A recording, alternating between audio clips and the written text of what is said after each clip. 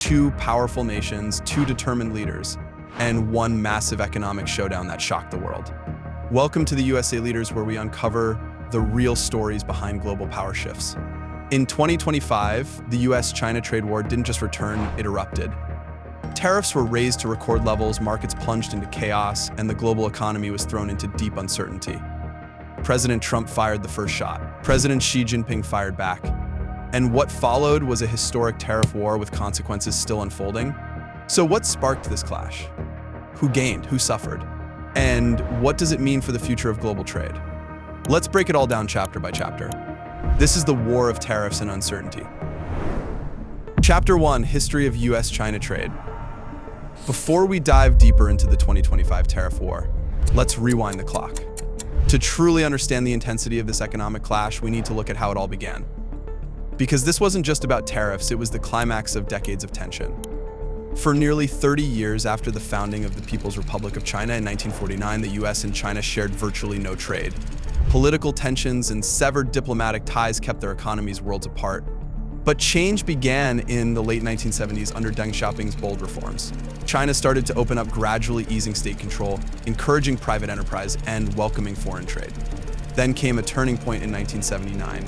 The US and China normalized diplomatic relations, and with that, trade and investment began to flow. Fast forward to 2001, China joins the World Trade Organization. This moment transformed the global trading system. Tariffs were reduced, intellectual property protections were promised, and transparency was pledged. The result? Explosive trade growth. US imports from China skyrocketed from around $100 billion in 2001 to over $400 billion by 2023. American companies enjoyed lower production costs. US consumers loved the cheaper goods. And exports to China supported over 1 million American jobs. But not everyone won. As Chinese imports surged, US manufacturing communities began to feel the squeeze. Critics pointed to unfair competition, state subsidies, and rising IP theft. And China's Made in China 2025 plan, designed to dominate high-tech sectors, only deepened the unease. Tensions simmered throughout the 2000s and 2010s.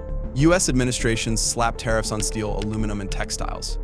WTO cases were filed, but nothing stopped the growing trade gap or the rising political frustration. Then came the spark. In 2018, President Trump ignited the trade war, imposing sweeping tariffs under Section 301 of the Trade Act. China struck back with tariffs of its own, targeting US farmers, automakers, and more.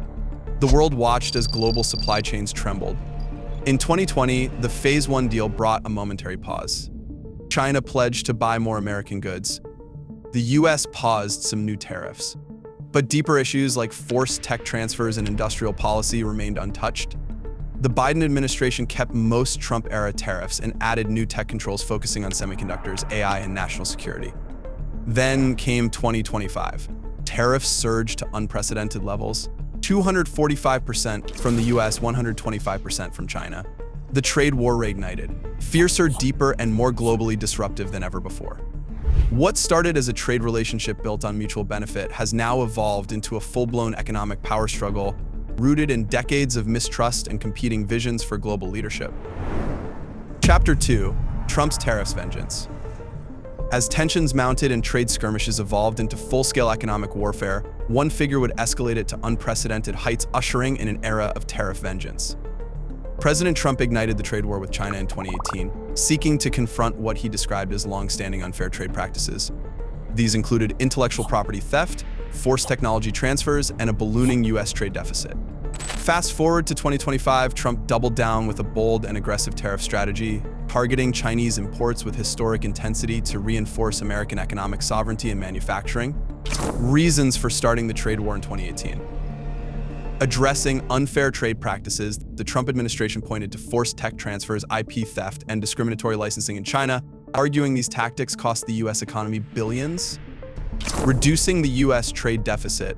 With a deficit of $375.6 billion in 2017, the US pushed for tariffs as a corrective tool. Promoting domestic manufacturing. Tariffs were presented as a lever to reshore jobs and shield US industries from subsidized imports. Legal mechanisms. Invoking Section 301 of the Trade Act of 1974, the US imposed tariffs and took China to the WTO, challenging its tech and IP practices. Political context, Trade protectionism had long been a key part of Trump's platform, positioning tariffs as patriotic economic defense. Why the tariffs soared in 2025?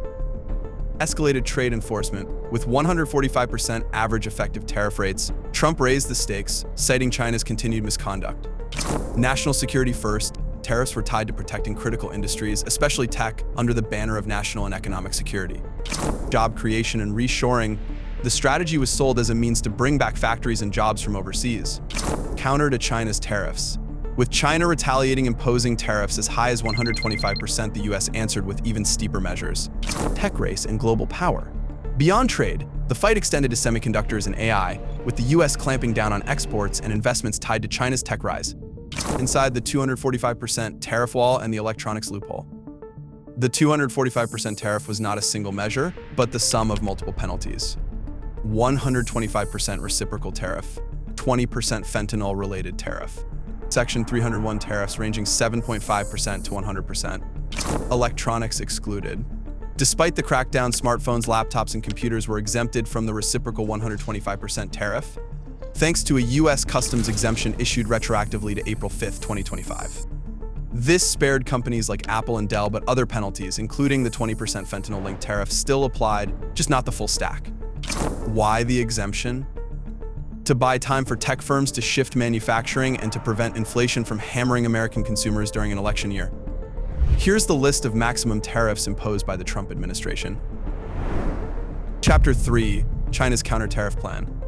In a swift and strategic response to the Trump administration's tariff hikes in 2025, China launched a robust countermeasure strategy. This included steep retaliatory tariffs, critical export restrictions, regulatory clampdowns on U.S. firms, and intensified diplomatic outreach to regional and global allies. Retaliatory tariffs on U.S. goods.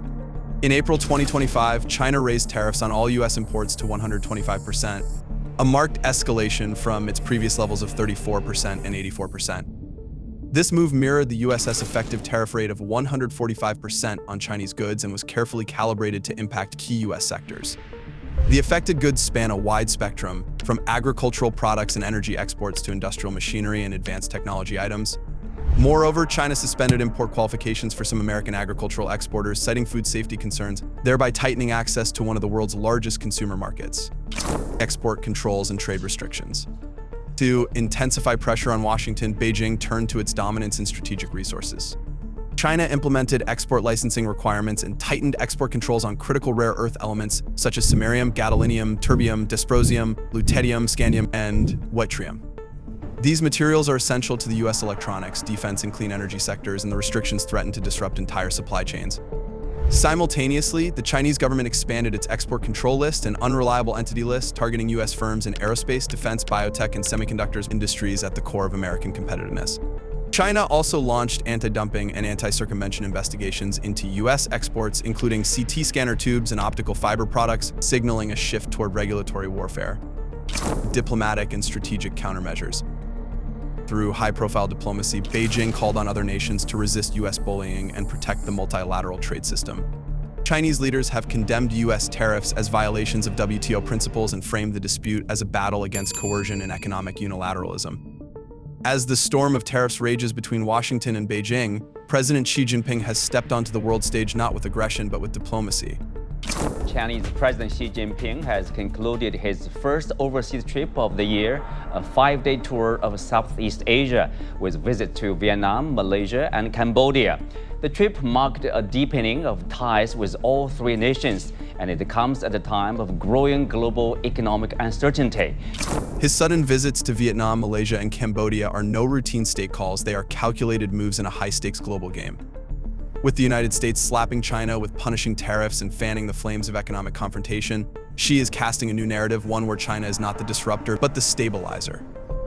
His message is clear. If the US chooses isolation and escalation, China will choose cooperation and consolidation.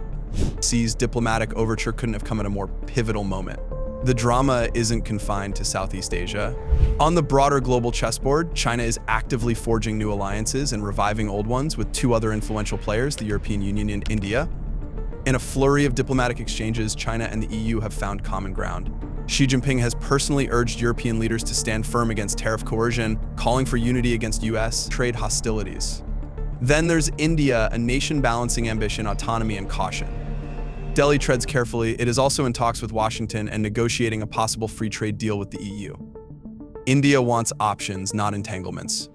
And its strategy is unmistakable: maintain leverage, preserve independence, and maximize gains from all fronts. Chapter 4. Making the dollar strongly weak. The world's most powerful currency, battered not by foreign foes, but by the very man who once led its guardianship.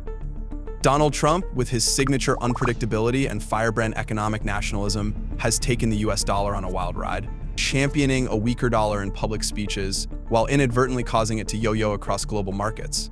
The contradiction? Intentional or collateral? The consequences, unfolding in real time. From the campaign trail to the corridors of power, Trump has long argued that a weaker dollar would be a blessing, not a burden. Lower the dollar, he believes, and American goods become cheaper abroad. The factories hum, exports rise, and the trade deficit shrinks. His logic: a weak dollar is a strong weapon. But while his speeches pleaded for a soft dollar, the market had other plans. At first, investors bought the Trump dream: tax cuts, infrastructure, tariffs pushing the dollar up.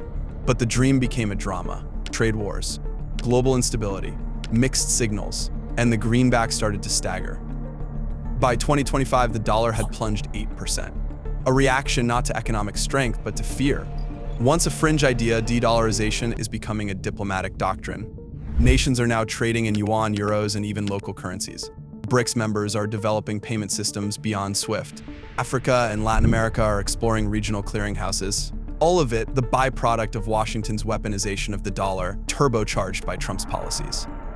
Because when tariffs become tools of war and sanctions are swift and sweeping, other nations begin to wonder: is our reliance on the dollar a strength or a trap? Global markets respond. Uncertainty breeds divergence. Volatility is the new normal. The US economy shows strength, but its credibility shows cracks. Rising debt, unpredictable fiscal policy, talk of Fed manipulation. Foreign bondholders are trimming their exposure. Confidence is fraying at the edges. And while a full dethroning of the dollar is still distant, its dominance is no longer guaranteed. In its place, a fragmented system begins to emerge. One where no currency reigns supreme. One where power is multipolar and trust is earned, not inherited. Is this brilliance masked as blunder? Is Trump's currency chaos a stroke of economic genius or the beginning of America's financial reckoning? The dollar, once the symbol of unshakable power, now sways in the winds of political whim. Conclusion.